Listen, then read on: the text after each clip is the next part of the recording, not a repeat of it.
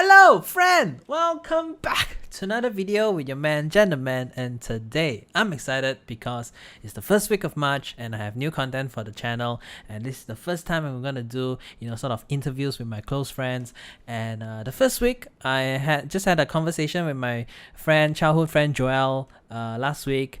Just talking about his life, his career, and just talking about being in the creative industry. So just very excited to wanting to edit this video. So ever since then I was just like, I'm gonna edit this video, I'm gonna publish it, but I can't really publish it so soon because every week is one video, the kind of thing. So I'm just gonna stick it to that. But I'm very excited, as you can see, as one does. But yeah, I just don't want to talk so much, and I just want to go straight into the conversation with him. Yeah, hope you guys would take something out of it, and let's get into it. I'm Joel. I am a head of creative for a pet care company. We focus on pet care as our main business driver, and we also do a little bit of other things. So a little bit in distribution and logistics, e-commerce, and retail. So there's a little bit of everything. So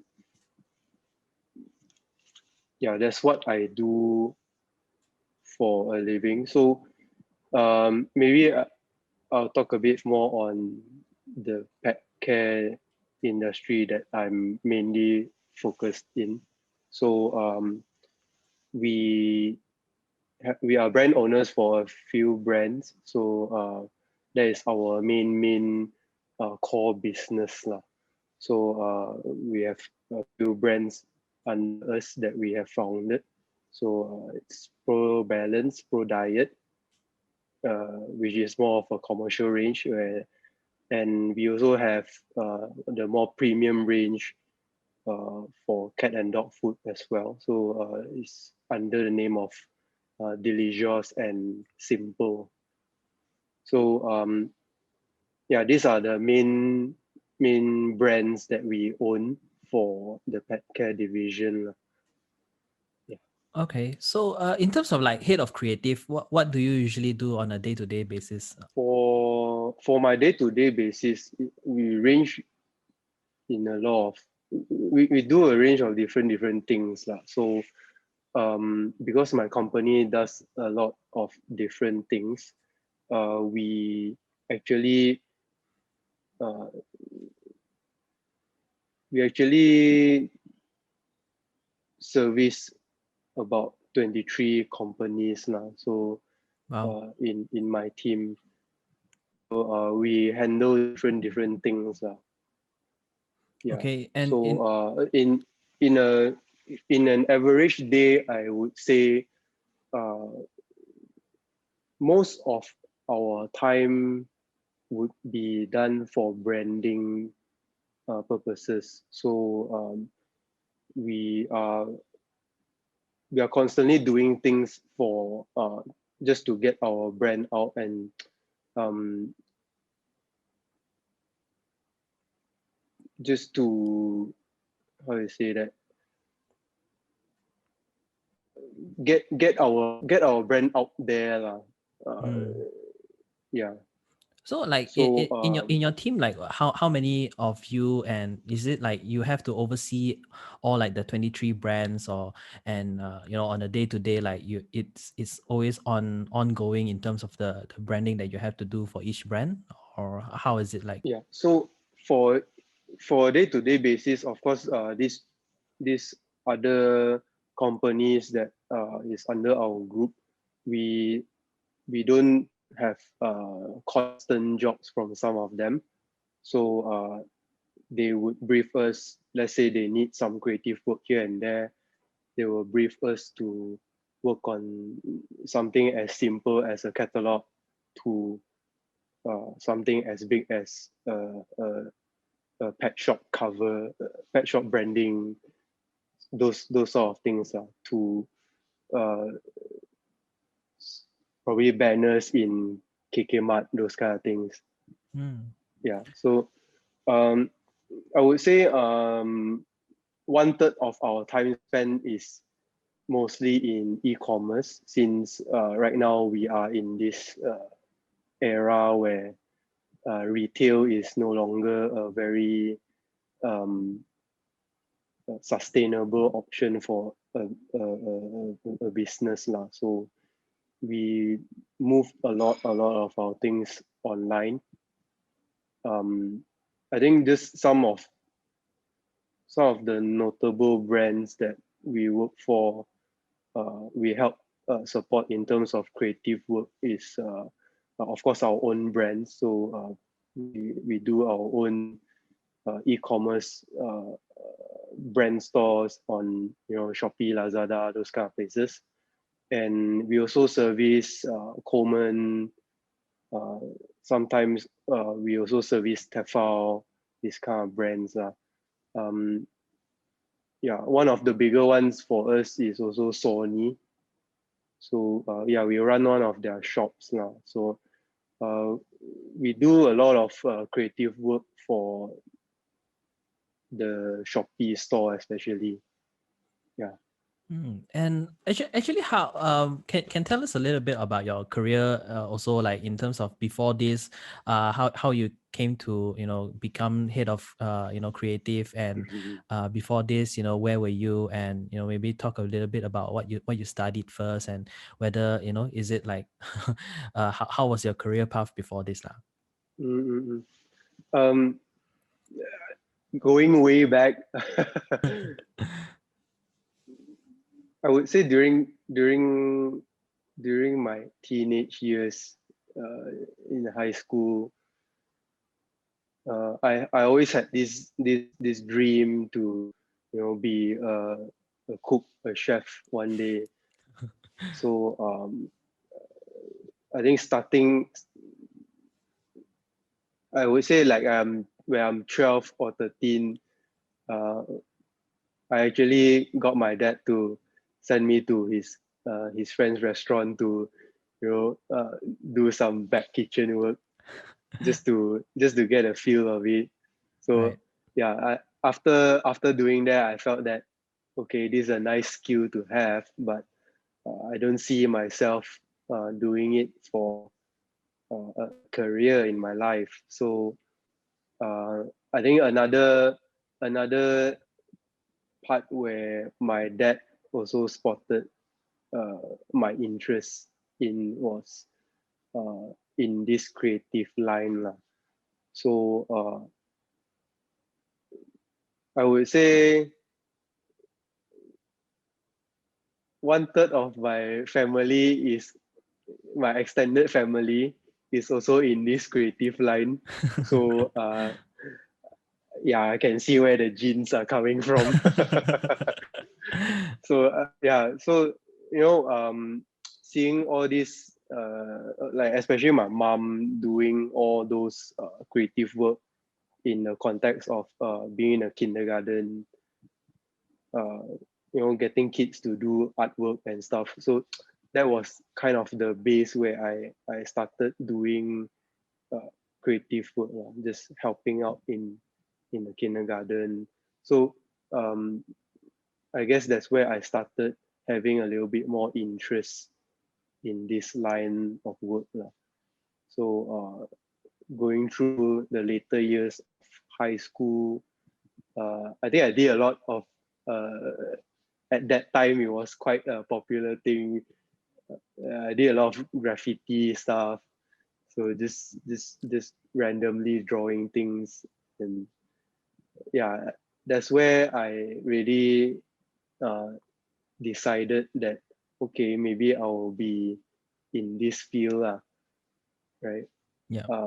Then in once I graduated high school, um, I think my dad was quite keen on sending me out to Singapore to get a better exposure lah, in terms of creative work, because Singapore is like the a more advanced place for this kind of uh, creative culture lah. So he actually drove me down to Singapore to check out one of the Oh. unis. So yeah, we ended up applying for one or two unis there, but um I think the criteria to be able to join, they call it a polytech lah. So is still quite high lah compared to our local unis. So I ended up getting rejected for both of the unis. So okay, after that, okay, looking at the situation, maybe Singapore is not such a great option for me lah. Especially with my grades not being the top A plus student. Right. So yeah, we asked around his friends, and one of his good friend, he introduced this uni called multimedia uni. So in short, they call it MMU lah. MMU is a uni in Cyberjaya, and they also have another branch in Malacca.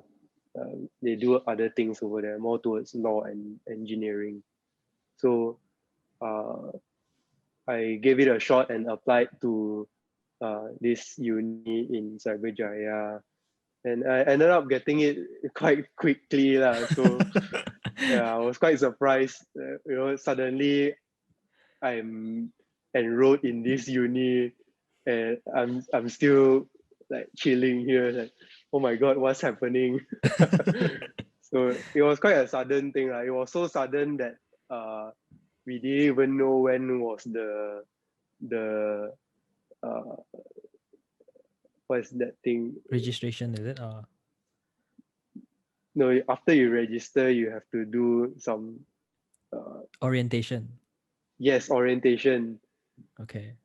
Yeah, so we didn't even know when's the orientation date. So they had a date for registration, so we thought it was just registration. So okay, let's make a trip down to KL to get through this registration. And it turns out that day was the orientation. Oh. Yeah, so yeah, we kind of talked our way through, and we ended up not doing the orientation. Oh. So yeah, that's how I got into this uni lah. So um I did about 4 years, I think 4 years in this uni. So the first year is foundation lah, because I think that's where the starting point is. Unless you did A levels or something.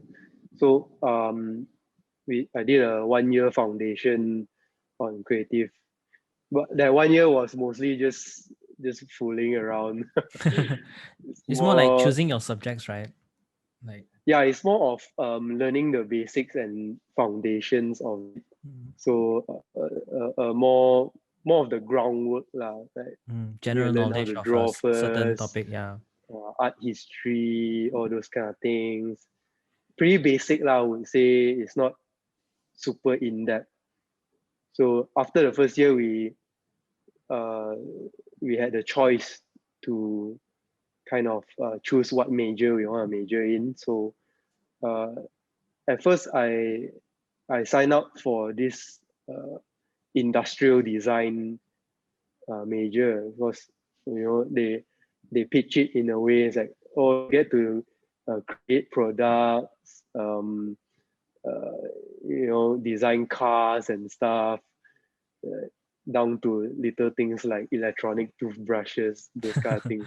Okay. So okay, I thought it was quite cool, so I enrolled in it. Went through the whole introduction of the class and found that not so cool this class. So I decided to okay, maybe this is not my cup of tea. So Why was uh, it not your cup of tea? Was it because it's the content is not rich enough, or it's just not up your alley lah? I think first thing is the lecturers lah. I would say I didn't get the very um, confident vibe from the lecturers that was hosting this class. They were not very confident about their uh, this category itself lah. Right. Uh, so which ended up being true lah of this gut instinct where they kind of rebranded this faculty into something else later on in my uni. Right. So yeah, then I decided to join an advertising uh, focused major. Mm-hmm. So yeah, that's how I started off in this line of work. So advertising was the most popular major to go for. Yep. So yeah, I would say courses wise for this major is still quite traditional lah, right? So in a point of view of a uni, uh, they had to maintain this set of courses instead of introducing new things because they have created a, a, a benchmark for them to grade the students' work. So a lot of innovations and stuff actually came from our own initiatives. So if you're a student that is not very innovative, you're just a follower, then your work would end up being the kind of work that is uh, same as what other seniors have done. Mm, okay. Simply saying old school, old Okay. school style. So the more innovative ones, right, they see what's going on in the actual market and implement things to their own final year projects. And those people are the ones that strive in this course. They were Mm. the what we call the four flat students lah. Yeah, because I think personally for me also, when I went into art school, it's also yeah, you have a lot of choices to choose, and generally you would try to go for those that are quite popular, where I think Mm, it's mainly on like yeah, just the ones that usually you can excel in lah, and sort of like you also have electives to choose from. And do you like sort of try mm, to choose different electives, or in terms of I want to try this, I want to try that, or it's more like I choose a certain subject so that I can focus on being good at that? yeah. Is that a particular thing for you, or do you feel like it's because for me personally in my uni is it's more towards theory rather than practical. So in your Mm, sense, in terms of advertising, is it more practical in your school, or do you focus more on theories, or changing how you think mm, about mm, certain mm. things? I would say in my 4 years in this uni, a lot of it was technical skills. So they do a lot of technical skills, but they also encourage uh, more conceptual thinking of creative work lah. So they will they will teach you how to use all the tools law, and they won't exactly teach you how to think. So I would say if they have see it from this point of view of actually we need more thinkers instead of doers, then maybe you have a little bit more students that are capable of thinking, uh, simply saying out of the box lah. Mm-hmm. Right. So yeah, to answer your question, I would say it's more skewed to a more practical kind of work lah, more theory, technical stuff lah. Mm-hmm. Yeah. So after uni, Yeah. after finishing uni, what do you do? I think after finishing uni, it was one of the lowest point in my life because I just finished uni and it was that moment where you realize that actually I've been wasting a lot of time in uni. I Yeah, think we all do. looking at looking at the portfolio and stuff that I had, uh, I felt that it was it was one of the cause of why I didn't feel really confident going for job interviews and stuff. So I think the first 6 months of graduation was one of the toughest time lah. Uh, uh, it was just constant constantly applying for jobs, looking for jobs.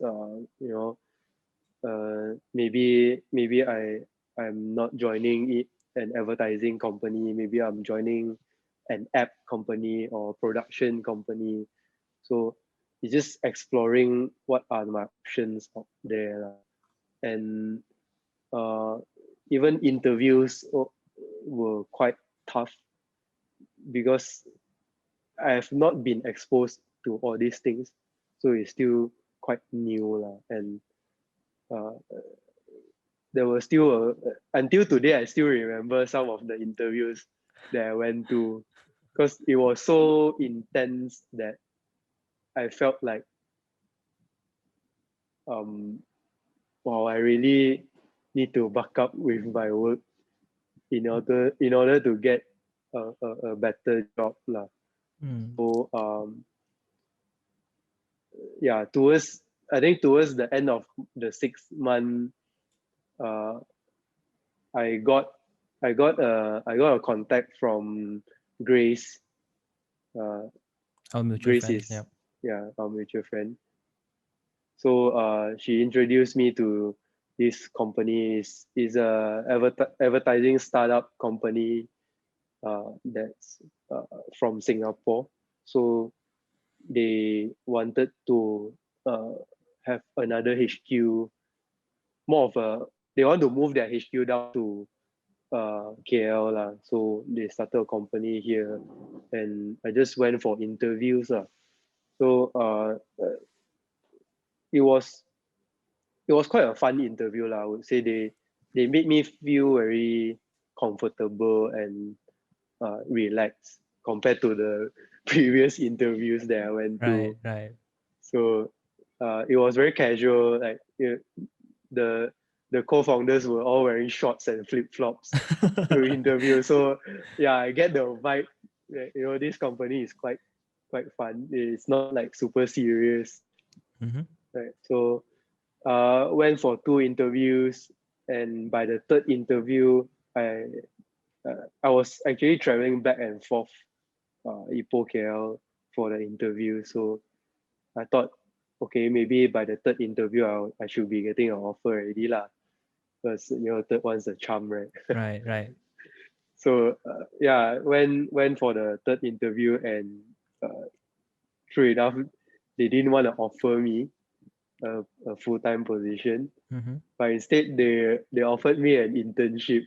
Oh, So yeah, being 6 months not working yet, so you get what you I can, was lah. Right. thinking, yeah, why not?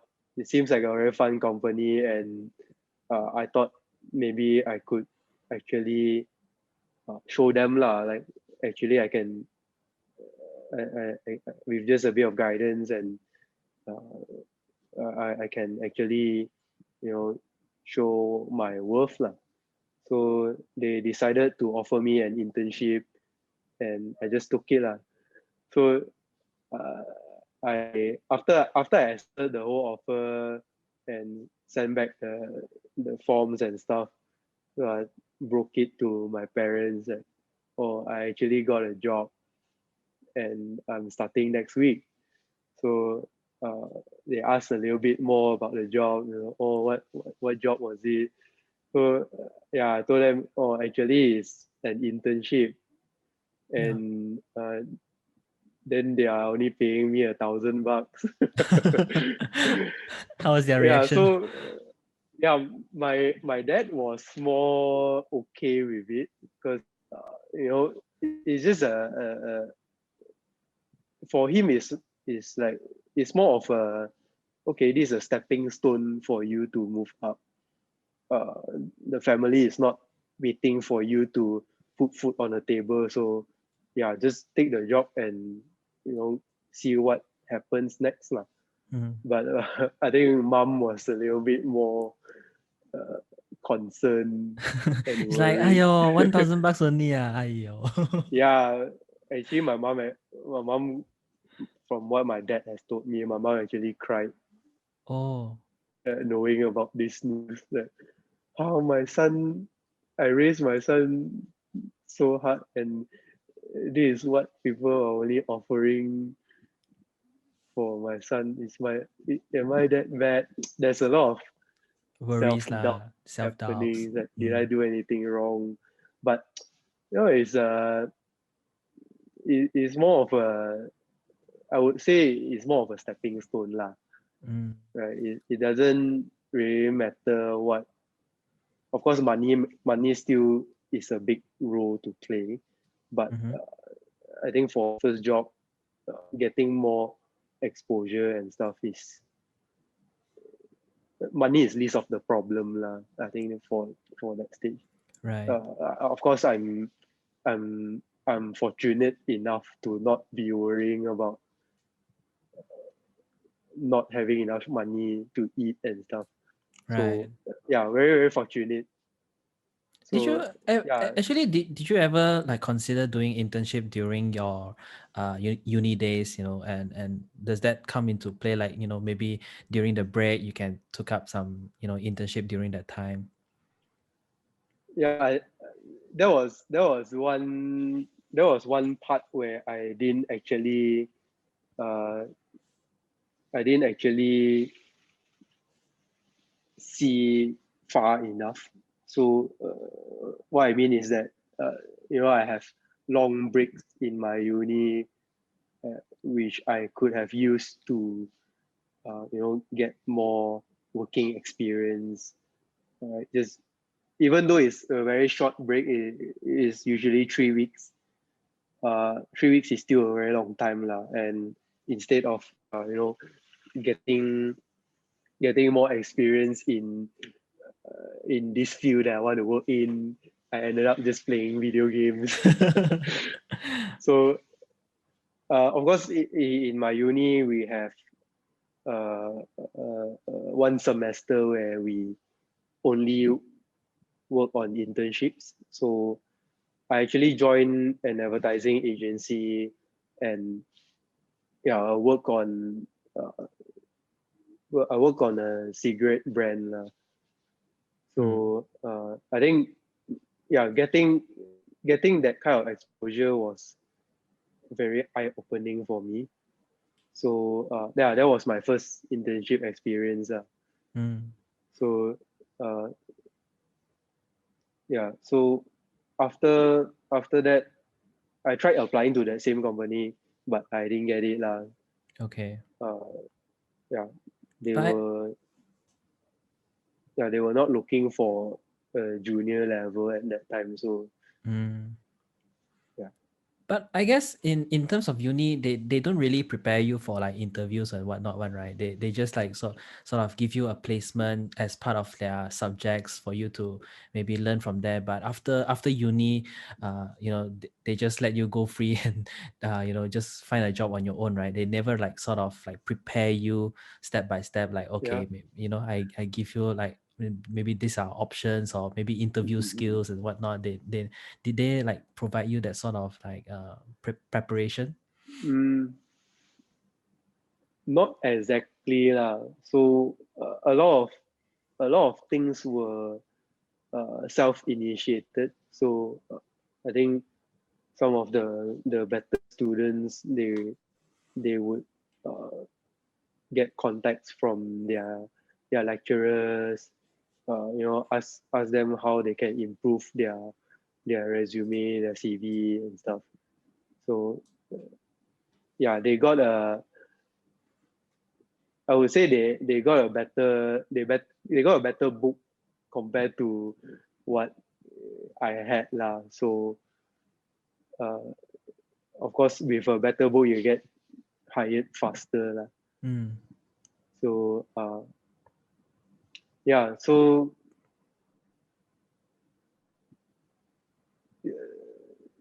I would say that was one of my regrets, lor, not seeing far enough at that stage of my career. So after so like after doing that internship, how long does it take for you to get accepted into the company, and how was it like working in that during that internship? Was the company sort of giving you a lot of things to do, or teaching you in terms of what you need to do to maybe get accepted into the Mm. company? So how was the process like for you? Um, in the beginning of the internship, the the second internship lah, right? The $1,000 internship. uh, I think it took me about 2 months to actually prove myself, and yeah, true enough, after 2 months, I got the offer to work full time lah, right? I did a lot of pitches with them. You know, it was quite a steep learning curve lah in that place. Super tough in the beginning, but I'm fortunate enough that uh, we had a lot of good talents there. So I think some of my colleagues during that time, we we are still in touch here and there. So uh, yeah, they actually guided a, a bunch of us juniors to yeah, we improve a lot lah, learning from them, and very grateful for uh, their guidance lah. So yeah, I think for the 1 year, I was there for about 1.5 years, I think, in this company, plus the internship lah. So during that span of 1 year, I think I have done a lot more work than I expected to do. So we were running our own our company's social media page, where we just highlight all our company culture, those kind of things, right?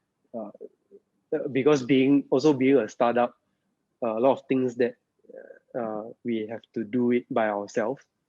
So we we did things like content creation, right? We came up with very crazy ideas to pitch to clients, and actually we got a few good clients under our belt also lah, which was quite a good thing for a company lah, right? For such a young company. Right. So yeah, so one of the more memorable ones was that we shot an entire Facebook live session by ourselves for a Raya campaign. Then after that, we also did a, a, a, a, a video for this Raya campaign lah, and it was like running a production company in an agency where I was the DOP for uh, this video shoot, and the talent was one of our staff.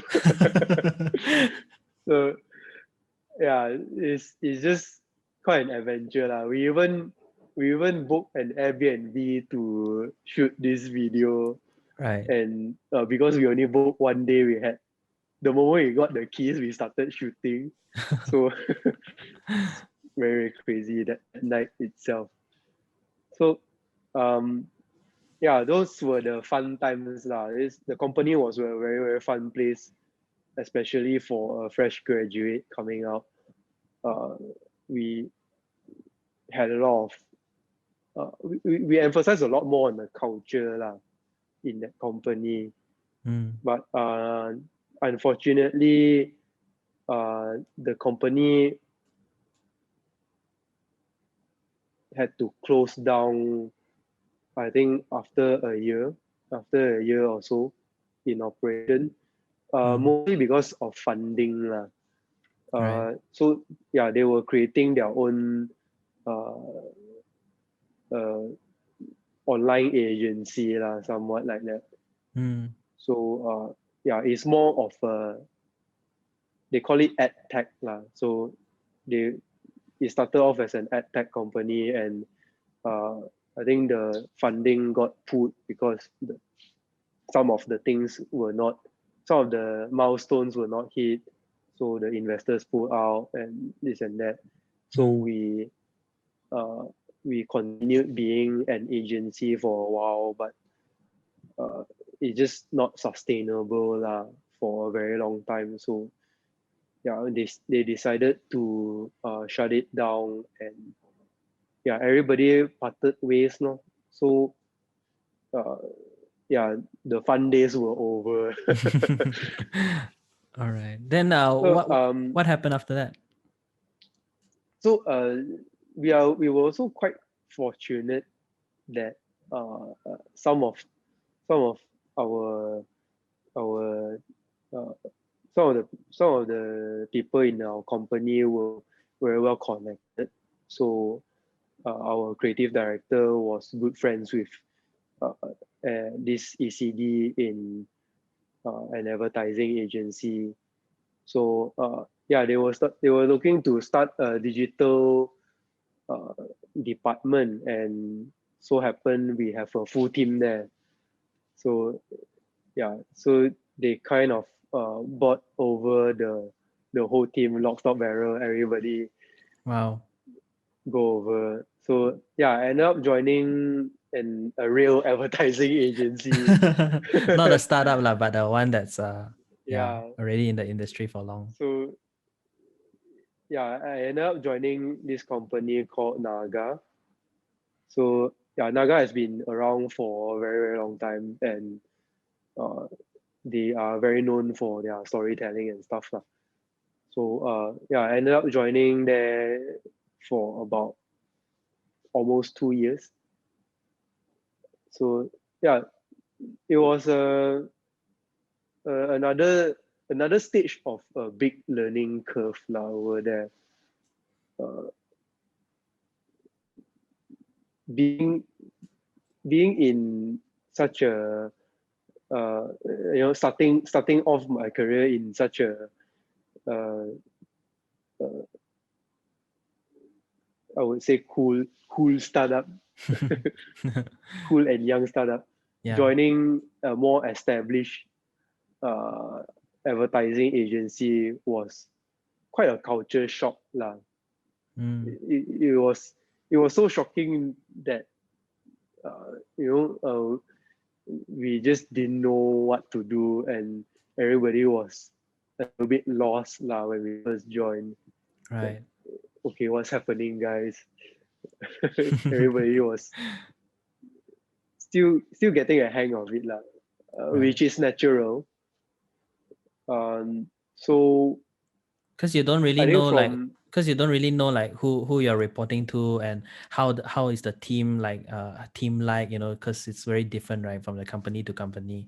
Yeah, there's a lot of new people that we have to interact with, and a lot of style of working that is different from what we have usually done.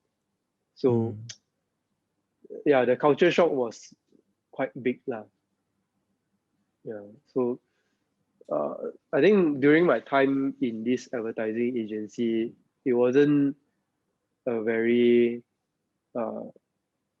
rainbows and sunshine time comparing to the first company lah. Right. So this company did a lot of hard work, long hours. It was what the stereotypical Agency agency life. would sound like. So um, it is mostly because of a legacy problem lah, actually, where you know we just end up wasting a lot of time uh, doing. I would say we are not very efficient in our time management lah, right? In an agency, Mm. in especially in my agency experience, we spend a lot of time chilling and thinking about ideas than actually seeing what is the actual problem. Mm. Okay. So uh, yeah, Is there it's like not it's not to say that it's a bad thing to spend more time to think about ideas, but it's more of uh, what what does the what does the brand actually needs. We didn't actually solve that problem lah. So there were mm, a lot of miscommunications here and there. What do we actually need to do? Um, so yeah, it wasn't rainbows and sunshines where everything went smoothly lah, mm. Is in there an agency life. in an agency, is there like how is it like how is it like in terms of the process, like when you receive a brief from a client, is there like a lot of teams that you report to, and how do you actually like when you receive a brief, and how do you like create something and giving back to the client, and like how sometimes you have different types of clients where you have clients that comes just for a single campaign, or clients that come Mm, for like retaining clients lah, that comes for mm, every mm, year. mm, There's different kinds of campaigns. So what are the sort of mm, work that you do, and like in terms of the work wise, how is it like distributed when you receive a brief from a particular client lah? mm. So um, in my case lah, I was working with a banking client. So uh, a lot of the work, I would say 70% of the work is very bread and butter.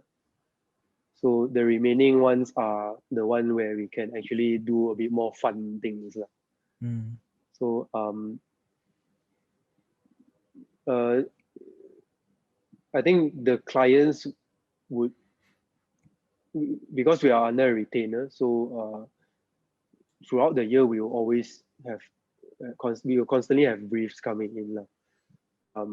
Whether it's for product or campaigns or new launching or festive campaigns. So a typical process would be the client servicing would to go and meet up with the clients. This one is pre-COVID lah. yeah, yeah.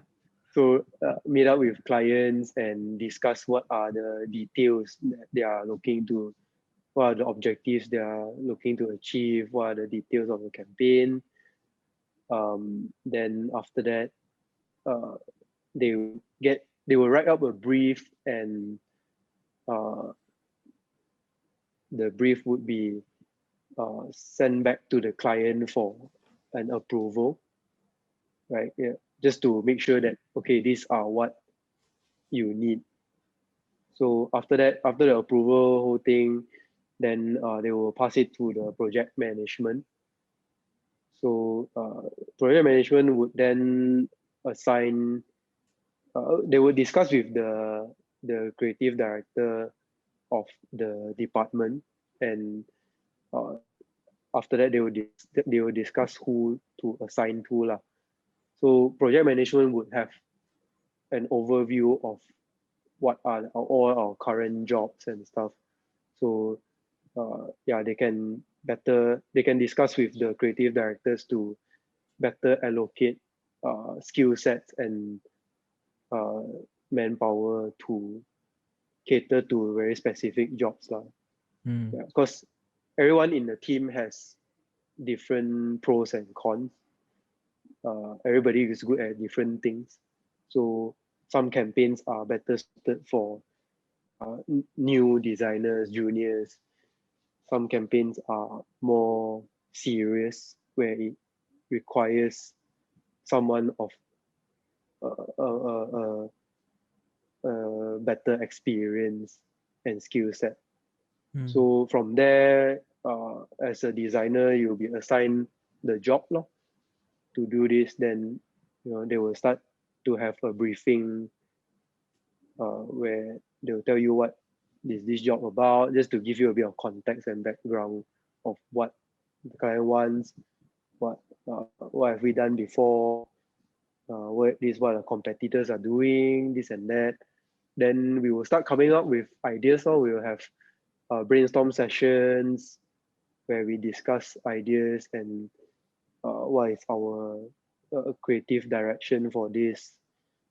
Just down to the visual direction of what we want to do. So yeah, from there we will start developing, develop the visuals, the copy. Yeah, then from there we will present it to the clients again to see if this is what they are looking for and are they happy with the work or not. So yeah, from there I think after all the green light, um, you will start executing the final product, the adapting to all the different sizes and stuff lah, the nitty gritty. Mm. Mm. Yeah. So generally the design process is like that lah. Right. So like when it comes to yeah, it really depends on the client, right? So when you receive something like a banking client, then like you say, it's very bread and butter. You just have to follow based on their brand guidelines and whatnot. And sometimes you don't really have creative freedom to do whatever you want to do with that. But like say for example, you receive a client that's more like wanting a new design, then only you sort of can Mm. brainstorm to create something new and different, right? It depends on who the client is also. I would Mm. say our banking clients are quite open for new suggestions and new ideas lah. They are not Mm. what everybody think of as do banking, very boring one. Yeah. It's not like that lah. There are still fun in banking, fun moments in banking, Mm. and being bread and butter is more of the doing the brochures and stuff, Oh, where okay. there's a lot of fixed information and stuff. So like even at something as simple as a brochure, we still get to have some creative freedom lah, I would say. So we have a little tiny cover in the front where we can get to play. So it's not entirely stale. Right. Yeah, there's still a bit of fun. So So how do you work with your team then in terms of like getting the design out, and what was the sort of thought process, and how do you get something creative out there, and how do you work with your team? Do you have like personally like do you mm, showcase your sort of ideas out there with your team? And sometimes how do you go through like some let's say if your ideas get rejected, how does it make you feel? um, rejection itself is quite a common thing. So if there's no rejection, there wouldn't be better work. So I think through rejection we find uh, better quality work, better uh, thought processes, better ideas, and eventually something that is of great quality lah. right? Instead of if first round already jalan, it's like an alang-alang job lah. Yeah. Yeah. So um yeah, I would say rejection is still quite a good thing to practice lah. And coming up with the process, coming up with the ideas and stuff, uh, is more of looking at what are the insights of the consumers using this product. Mm. So what is it usually starts out with a problem lah. Right. Like what is the pain point that uh, a consumer is facing with this product, especially in the service point of view. Mm. Uh, so from there, we will find an insight and we will try to solve this problem creatively lah. And there's a million ways to solve the problem lah. So it's Mm. whether is I would say the source of inspiration for all these ideas is a lot. It has a lot to do with what we expose ourselves to. So Mm. if you have someone that is always uh, not not going out to uh, explore to see things lah, Do more just research. staying at home, not it takes two hands to clap lah. So you have to put Mm. in an effort to get a reward. So in a context of ideas and stuff, you have to sort of enrich yourself with, say, culture, knowledge. You have to see more things, and from this exposure, you sort of get piece things together to get an inspiration to create a new idea to Mm. solve a particular problem. So uh, yeah, so from all this trial and error of thinking of ideas, we will go through a whole process of uh, seeing what sticks lah. Like, Mm. okay, does this idea fit with what we are trying to solve or not? So from there, we will kind of narrow down to a more defined idea to solve this particular problem. So yeah, that whole process has a lot of rejections in place. So sometimes it would take 10 rounds, sometimes it would just take 2 or 3 rounds. Mm. So usually if it takes 10 rounds, it's a big problem lah. And these kind So of things, it happens quite fast also, right? Like it's not like a slow process, like it takes one month or 2 months, but it's a very fast turnaround because it's advertising, right? You have to meet a certain timeline as well. yeah, it is what people always say about advertising industry, that everything is very fast paced. But it's a very biased point of view lah. I would say it doesn't just apply to an advertising industry. Mm. So what kinds of industry will have to be fast paced in order to survive lah. Right. So yeah, it's not just agency lah. And Yeah. how was that life for you? Was it like was it very stressful? Do you even have time to eat? How was that life for you? um, from what I have gone through, uh, of course, there were a lot of difficult times, Mm. a lot of late nights, a lot of no weekends, those kind of lifestyle. But um, it is it all ends up with how we manage our own time. So if we go into office late every day, and naturally you will have to leave the office even later. Mm. And I think being in an advertising industry, seeing a lot of your peers doing the same thing, is quite natural that people would get sucked into this norm of everybody coming in late. Why should I come early? Right. Right? Uh, Everybody doesn't leave early, leave on time. Why why should I leave on time? So it's a it's a very bad working culture lah. If you look at it Mm. from an outsider's point of view. Yeah. But then there's also um, it's not all bad. It's not all a negative uh, thing to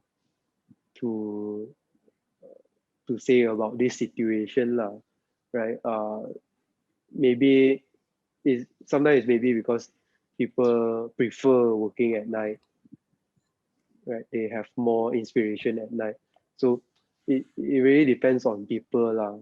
But I think me looking back now at me my current stage now, looking back at that lifestyle, I would say I would prefer everyone to be uh, coming into the office at the same time, ideally early in the day lah, so Yeah. that everyone can still have a bit of life lah. Right. Right? I think it all comes down to company culture and also your like sort of managers lah. Is their sort of like to set the stage for those people who are in the team lah. So that they sort of Mm. follow the same culture as well. Yeah. It has got a lot to do with the discipline of people lah. Mm. Yeah, there's no yeah, if in an agency if they start penalizing people who are coming in late, everybody will come early and leave at the right timing. Right. So but unfortunately that's not the culture lah. Mm. Is something very hard to change because it's so deeply ingrained into the working style of an Mm. agency. Yeah. So after like working into a startup and then an agency, like do you think your university has prepared you for like this kind of life? Mm, the university served as more of a starting point lah, Mm. It was where more like a stepping it, stone sort of thing lah.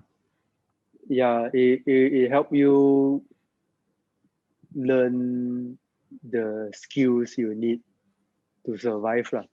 Mm. And after that, it has a lot to do with what you do to improve yourself. Mm. Yeah, I suppose no uni in the world would hold your hand to the end. Like they won't hold your hand, or do you want to work in this company? They won't go through that whole process lah. But Right.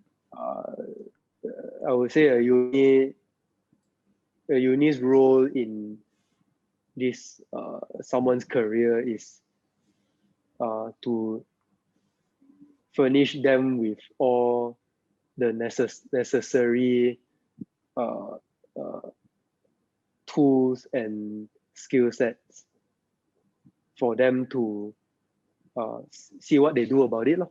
Mm. Mm. Yeah. Yeah.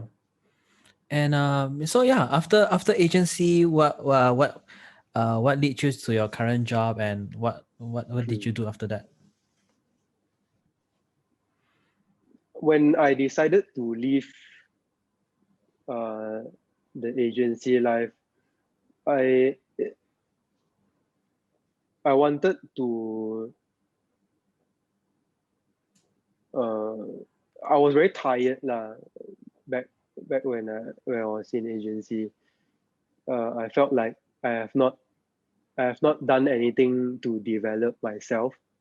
I have not uh, uh, improved myself in terms of like how am I as a person. So in terms of learning new things, in terms of exploring other interests and hobbies. So I just wanted to put a full stop to this lah, so that I can stop myself from giving an excuse to always say like, oh, I'm focusing on work. I don't have time for all these things, blah blah blah. So yeah, I just wanted to stop these excuses and actually uh, do something to improve my life lah. Mm. Yeah, and uh, I think another tipping point for me was that I wanted to get married Right. to Maddie. Yeah. So yeah, I don't think I can afford to have an improved life with my what I'm earning that time and with the hours I'm spending lah, Mm. on a day-to-day basis. So it was a time for me to actually change my lifestyle lah. Mm. So yeah, I decided to join this company uh, through a connection from my dad. So yeah, I ended up going for an interview with the CEO, and I knew that I didn't have a very good portfolio leaving an agency. Mm. Uh, I think being stuck in that agency lifestyle, I I didn't really do a lot to uh, build up my portfolio lah. Right. So leaving the job made me realize that okay, I haven't done a lot of noteworthy work that I'm actually proud of. Mm. So yeah, going to this new company for an interview, I was uh, a bit insecure about it. So knowing that I didn't have a very good portfolio, I just decided, okay, maybe I just pitch this guy some some of my thought process and some ideas lah. Mm. And uh, true enough, it paid off really well lah with this action. Right. So yeah, I got an offer at this place, and yeah, that's when I tendered my resignation and served my notice lah. Right. So the sort Yeah, of like career change is because you wanted to improve on yourself and you wanted to find new challenges, lah, right? yeah. Mm. It, it's more of finally doing something for myself. Mm. Mm. Yeah, and having a more stable uh, financial capability to help improve myself lah, as a Mm. person.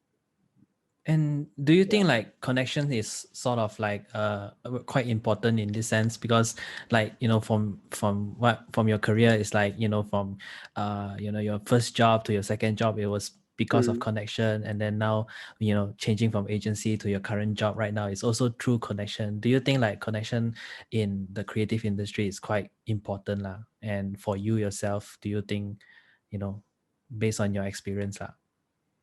mm.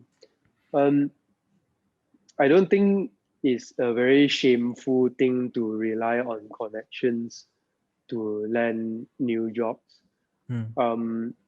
It's a very important thing to build your connections lah, I feel, because these connections that you have would eventually open up new business opportunities. Say if you want to be in an entrepreneur, right? Connections is even more important. So, getting using connections to land jobs is it makes the candidate a little bit more credible, I would say. Right. Uh, of course, you have to know this connection well lah. It's not just, oh, I got some don't know whose friend wanting to be a designer. Is not that case lah. So is yeah. So relying on connections is very very important lah, I feel. But because Yeah. I think at the If I'm not mistaken, Steve Jobs actually was connected to the Wozniak guy yeah. through a friend also. So yeah, that says a lot.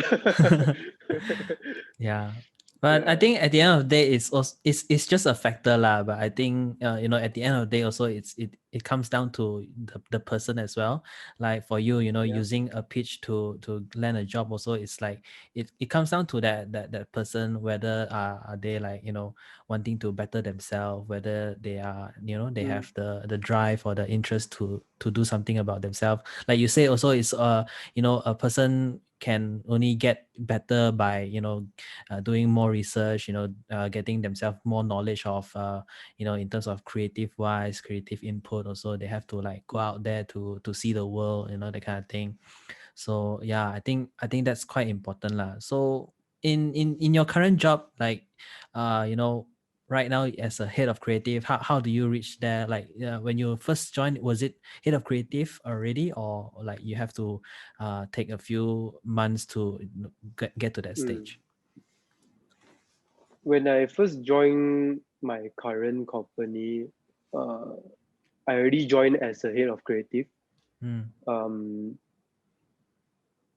I was I was given this challenge lah by the CEO to learn how to lead this team and manage this team.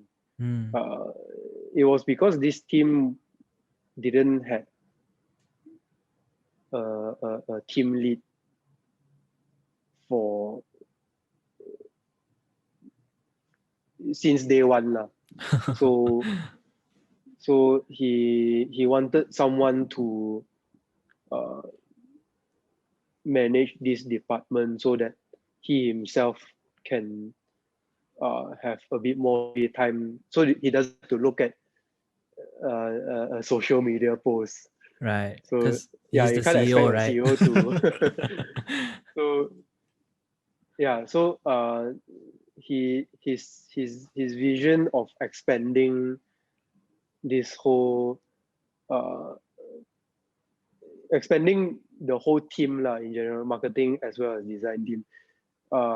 It was in his pipeline to eventually have someone lead the creative team, lead the marketing team. So joining this company from just being a designer uh, with no managerial experience to being someone's manager, it was another big culture shock for me. I think just now when I said that was the hardest time of my life, um, joining as a manager in this company made that made that challenging time like a dwarf way. Yeah, so it was just like today I'm climbing Broga Hill, tomorrow I'm climbing Everest. So super big jump. Right. So I think joining that company that time, the culture shock was so big that I had I had so much troubles, like just getting myself into this corporate culture, Mm. corporate life Yeah. is already a very big culture shock, right? Uh, Mm. there's coming from an agency where everybody is very aligned on uh, a creative point of view lah, because everyone in there is a creative, Mm. Mm. is in the creative industry. In a corporate side of things, not everybody is in this creative line. Yeah. They have sales. They are creative in other ways lah. Mm. Mm. Mm. So it was very difficult for the other departments to understand the creative point of view, and very difficult for me to understand why are why are things not done a certain way, Mm. right? So I think there were a lot more bureaucracy in the Right. corporate world compared to an agency life where it's a little bit more free Mm. in a way. So yeah, like So I heard, like, joining a corporate company, there's like a lot of politics, there's a lot of bureaucracy. I do you think that's like sort of the things that you have to handle now, because joining a corporate company, that there is more like different teams that are not creative based, and you have to mm, work towards that is as part of the job as well. um, politics is it happens in all companies Mm, unfortunately. right. Um, bureaucracy wise, is more towards adapting and following rules. But from my point of view lah, in a context of company politics, department politics, people politics, yes, it was one of the bigger challenge that I faced when I got into this company, Mm, because I didn't know how to uh, I didn't know different way there were different ways to get people to do things. So yeah, so uh, I found out through a hard way that some people don't like to be uh, don't like to be told what to do in a certain way, mm, don't like to be briefed in a certain way. So uh, yeah, I had a very difficult time trying to um, ask people for things, even down to managing my own team. I couldn't get my designers to show me their work, share me their thoughts, all those things. So mm, um, it lasted for quite a while lah, before I realized that uh, something needs to be done lah, mm, and just talking to people, talking to my boss about it, right? Talking to Grace because she's in HR. mm, Even talking to my dad, asking for his advice. So one thing that they all came back to me, and it was similar somewhat to each other, was that mm. uh, to talk to people, you actually need to find out what's their love language first. So um, to talk to some people, you have to pose it as a question, Right. right? You have some people you have to compliment them, right? So Mm. yeah, from knowing all this new new information, I I started to actually use all these advices, and yeah, eventually I found a way to learn about different people and how to approach them. So Mm. from there, I would say I don't have any issues with people politics anymore lah, at least towards me lah, or my department. Right. So yeah, it's a very long process lah to get to where I am now. Mm. So yeah, I think it took me about a full year just to get people to like just to analyze these people and try out different ways to talk to them. Mm. And yeah, eventually I would say it pay off also lah, that Yeah. I can get these people to do certain things uh, with extra initiative coming from them. So it's a plus plus. Yeah. Yeah. And so like yeah, how is it like now, just having a team to work together, and like do you have a sort of like how is your approach like right now with you have a team of your own, previously in agency, or you're just also I think you're just working as a team as well, but you're more like the Mm, ones giving the work, but right now you're sort of like the manager and overseeing people's mm, work, so yeah. how is it right now for you? Um, I think managing people, it's not everybody's cup of tea.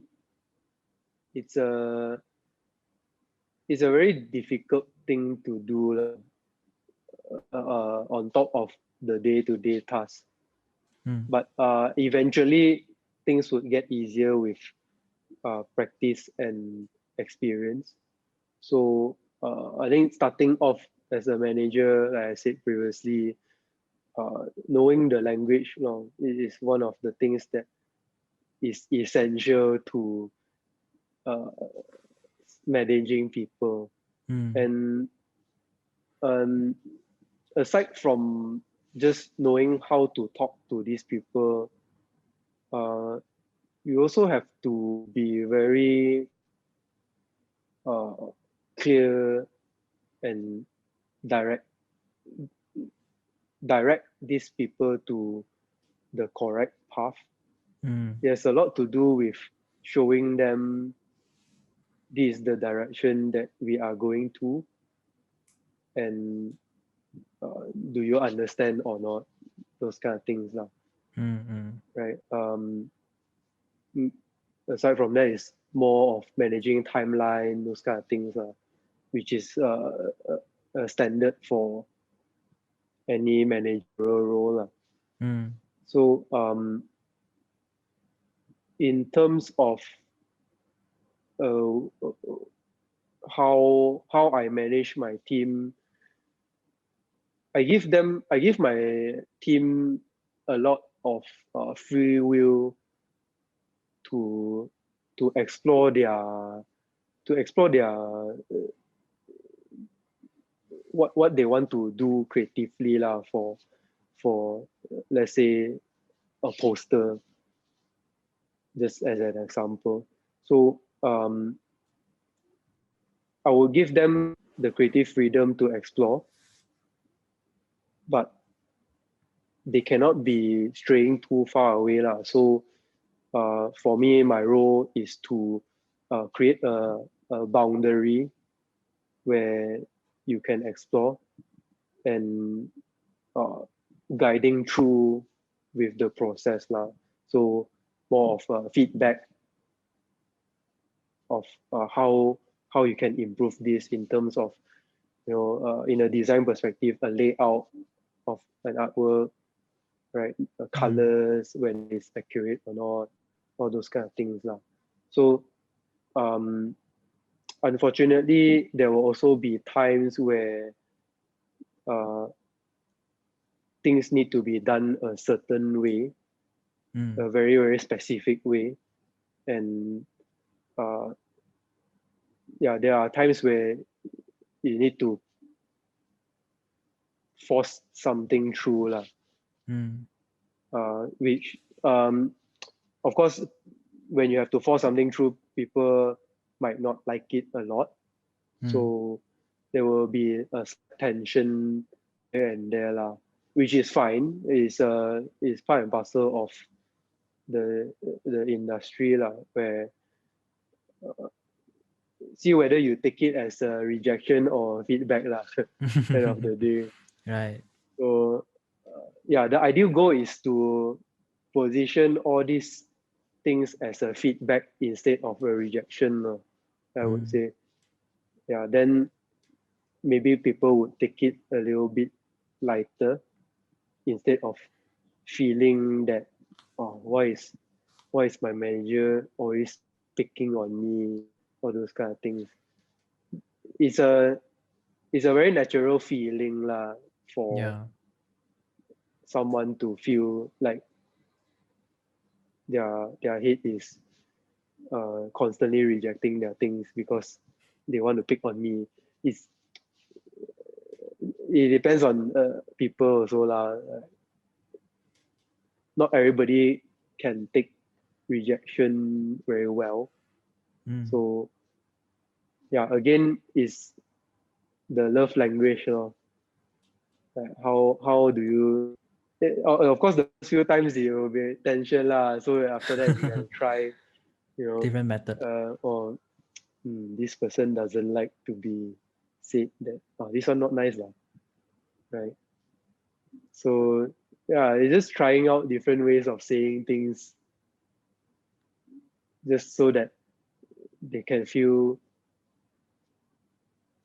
that they are not they are not bad lah. So it's more to helping them increase their confidence also. So yeah, it's a very delicate process. And do you think like managing people. you seeing like yourself as a manager now, do you look back into, when your agency life, you sort of understand how your how your art directors or creative directors are feeling now? Yes, I know why my ex-boss screamed at me. I, I think being at my position now and looking back at what I've gone through with my previous bosses, I felt like it's one of those things where you don't know what you're missing until you have lost it. That kind of feeling. And it made me realize that shit, actually, why my previous boss was so harsh was because I didn't think about it before doing, right? I just simply whack only lah. So yeah, of course they will get pissed off lah, and it's karma also lah. I'm getting it. Yeah, so an end goal for a manager lah is that your team, your people in your team have a growth in their skill set, their knowledge, right? They have the opportunity to move up the, what you call it, the corporate ladder lah. So I would say it it's necessary to have this practice lah, to help people move up in their career. Because if it's not me, who else would do it, right? Yeah. I'm the person that is managing this team, and it's my duty lah to nurture people in my team. It's about Yeah. enabling them also lah, to get Yeah. their creative juice, and it's sort of like a Yeah. team lah, at the end of the day. Yeah. End of the day, of course, I want my whole team to be able to work independently, where I don't have to go into the nitty gritty, like why is this font not correct? It's eventually I cannot be doing that kind of work lah. So yeah, I need to nurture this group of people to be detailed enough to take care of their own brands lah. Yeah. So when it comes to work, right, are you a person who is very attention to detail, or are you like someone who is very accepting more like wild ideas, or like how do you approach sort of like the artwork, and sort of like the creative input, like how are you, in terms of this?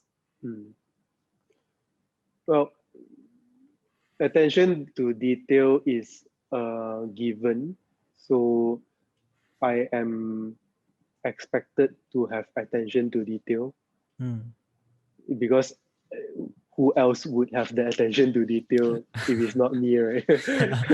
True. So yeah, I need to be, it is my duty lah to be the last line of defense for attention of details, especially when we are dealing with packaging. Right. So yeah, those are even more critical lah. So in terms of creativity of my staff, I give a lot of free will lah, right? I'm very open to new ideas and proposals, because I don't want all the work that come out to be my idea, right? I don't want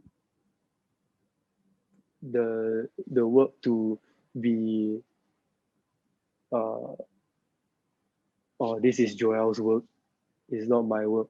I want to create this environment where my designers have ownership of their work, right? Where if they bring their kids out to, let's say, a supermarket, and they see their packaging there, their product there, their design there, and they would feel like, this is my work.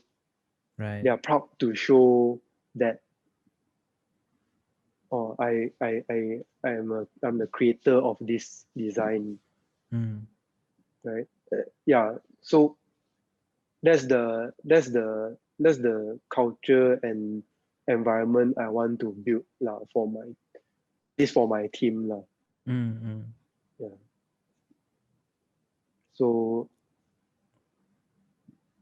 yeah, did I answer your question? Yeah. So I think at the end of the day, it's also to empower your team as well. At the end of the day, it's trying to let them excel in their own way as well. And sometimes as part of a manager, it's, I think in terms of creative wise also, it's more towards like what are your sort of inputs, what are your sort of your own your own style. At the end of the day, it's mm, about trying to empower them. And sometimes I don't know, you hear a lot of people that's trying to take credit, and also like sometimes managers who are trying to mm, being very too over controlling over their own team. So sometimes it's good, I think, to showcase that at the end of the day it's about empowering all these people, enabling them to yeah. showcase their work as well lah. And I think, yeah, Mm, for me also, I think it also comes down to managing people's expectation as well, like what you say just now. Is like creating a boundary so that they work around that boundary as well, is to mm, also give them like a sort of a limit, a barrier, like that kind of thing. I think it also works well in terms of the creative way lah. And mm. I don't know, like in terms of yourself, do you feel like managing people's expectation is a sort of like a part of your job as well? You have to manage expectation of your boss, you have to manage expectation of your team as well, and also your your clients. Do you think Yeah. like that's It's is is something that I have not done enough.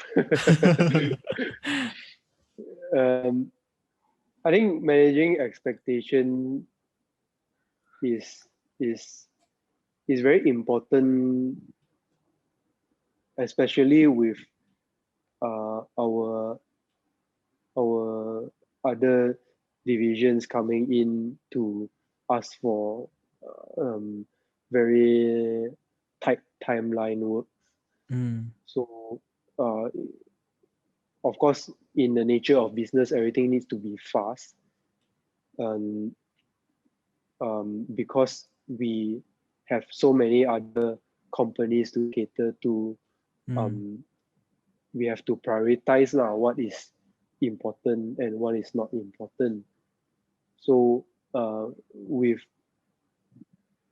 things that are very last minute, we have to. It is our duty lah to manage the person's expectation on what's the quality of the work, mm, mm. and uh, how many rounds of changes, those kind of things. We have to be very strict on this kind of points lah. Yeah, Yep. if not we will be caught up with a whole backlog of work that everybody is expecting the heavens, but they only give you XYZ. Yeah. Yeah, So so it is a given lah, and people need to do it more. Managing expectations. all right. Yeah. Yeah, so I think just final two questions. I think one is mainly on right now, seeing where you are right now. Do you what are the sort of things that you feel you could have known, or you could have changed you know maybe in uni or in your previous work? Like what are the sort of things that you feel like you could have done better, or maybe known, get some knowledge Mm. or research, seeing where you are right now lah. Mm, of course, the the most regretful thing that I have not done was, that in uni I didn't explore much of myself in terms of uh, knowledge and skill sets lah. I Mm, think if I had the opportunity to actually change something, it would be to spend more of my time learning new things instead of just going out and watch movies, play games. uh, that's for uni lah. mm, mm. Yeah, learning languages and stuff, right? That could potentially help me in my future career. Right. I wish I have seen things a little bit more further, Mm. and I think I didn't know how to see things further until uh, I would say the recent 4 to 5 years.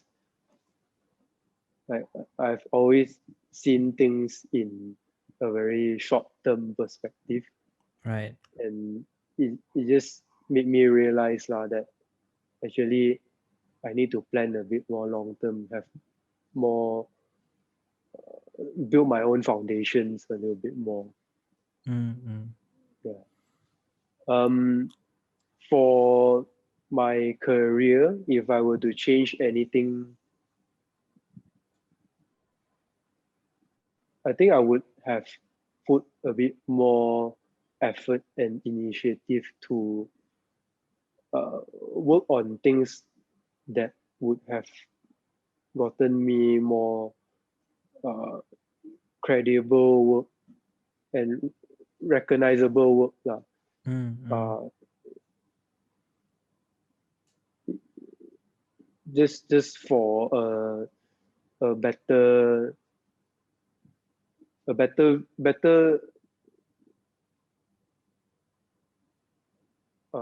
what's the word, Like a better to make portfolio my or to something. make my portfolio a little bit better lah, a bit more uh, noteworthy, right? Mm. Have a little bit more uh, if I'm fortunate enough, some awards Right. just to solidify this recognition. So yeah, that's what I wish I did a little bit more. Mm. Um, yeah. And yeah, so I think lastly is just asking in terms of like those people who are aspiring to be in the creative industry, or just being something that maybe planning to go join advertising, or being in corporate, or anybody lah who is in the creative industry. What would you say to them, given like the things that you have gone through, your experience, and also your the things that you have learned along the way. What would you say to them? Don't join this line of creative. Just avoid at any cost. Kidding. I if I were to give an an opinion or a suggestion lah Mm. to aspiring people who are looking to join this creative line, um, is to learn as many things as you can, as when especially when you're just starting off in the career. Mm. See things a little bit more long term. Um, like what would have a vision of what would the industry be like in the next 5 years, Mm. because it's very important to know this right. You're gonna study for 4 years, and uh, by the time you graduate, things you learn might not be something that um, you learn. It might not be the same as what you learn Mm. in uni, and there's a few things that has also stuck to me for told to me by a few of my uh, ex bosses and current bosses lah, which is Mm.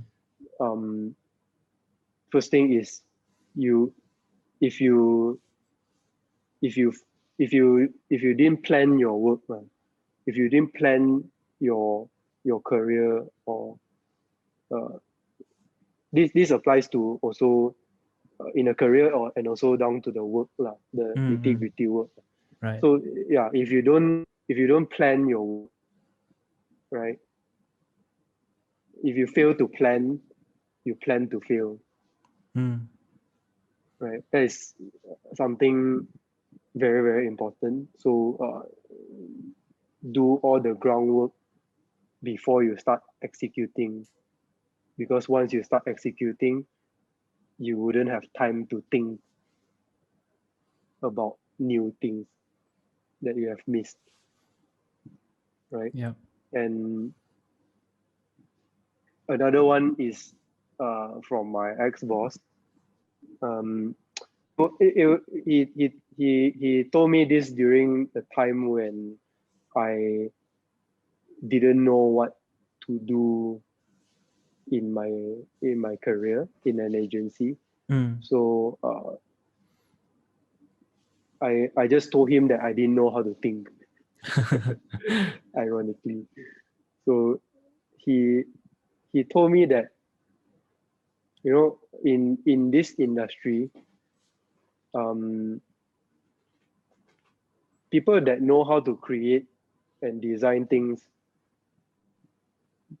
they are very well sought after. But how does someone in this in this group of people that can design very well uh, be even better?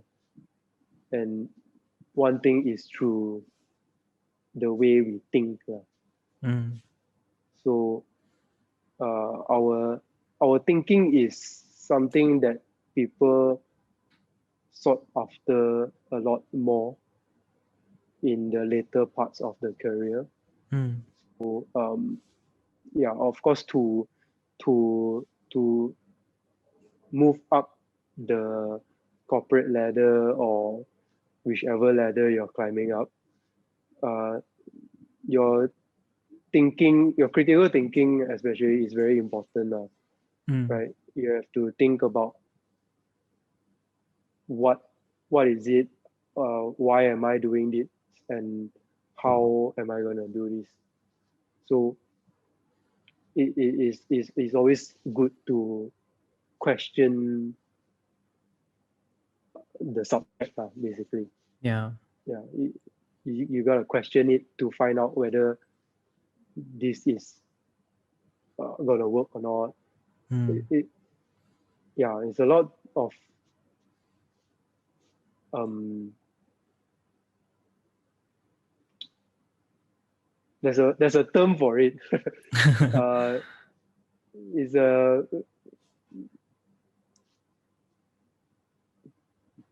I don't remember the word, but it's basically being paranoid, but in a good way. Being yeah, I think it's more like you sort of understand the different aspects of things lah, right? Also Yeah, anticipating it, and rather than, but it's in more of a positive way lah, not to say like yeah, paranoid more of in a a way. positive way. Not like saying, oh, I'm Yeah, scared of this, or and anxious about this and that, but it's more towards like anticipating like what are the sort of things that you are dealing with, and taking all the factors involved, that kind of thing lah, right? yeah, yeah. Mm. And most of the most important one lah is the the work the work that you do today, any work that you do lah in your life lah, is actually your life's work. Mm. So your name is on it, and there are more reasons to do things properly lah. Mm. Mm. Yeah, Because I think at the end of the day, it's about whatever you put out there, it's your work lah, so you have to like own it, yeah, and yeah, do the best you can, rather than just just putting out there just for the sake of it, that kind of thing, right? yeah. Don't do Mm. alang-alang job lah. Tembak je. All right. Yeah, Yeah, I think that's about it. Thanks, Joel, for coming aboard and having a conversation about no your life's problems. work and all that kind of thing. Yeah, thank you so much. Thank you. All right. And that's it for the conversation that I had with Joel. Hope you guys learned something, and I definitely learned something from Joel. And I just want to say thank you, Joel, for coming on to and just having conversation with me on my YouTube channel. And just wanna thank you for your time, and thank you for just doing this. Really appreciate you, man. So anyway, thank you guys for tuning in. Next week, I'm gonna have another friend and I'm gonna interview, and it's gonna be exciting. Anyway, thank you guys for tuning in. Do like and subscribe, and yeah, I'm gonna do this every week, man. All right, till then, I'll see you guys in the next one. Bye bye.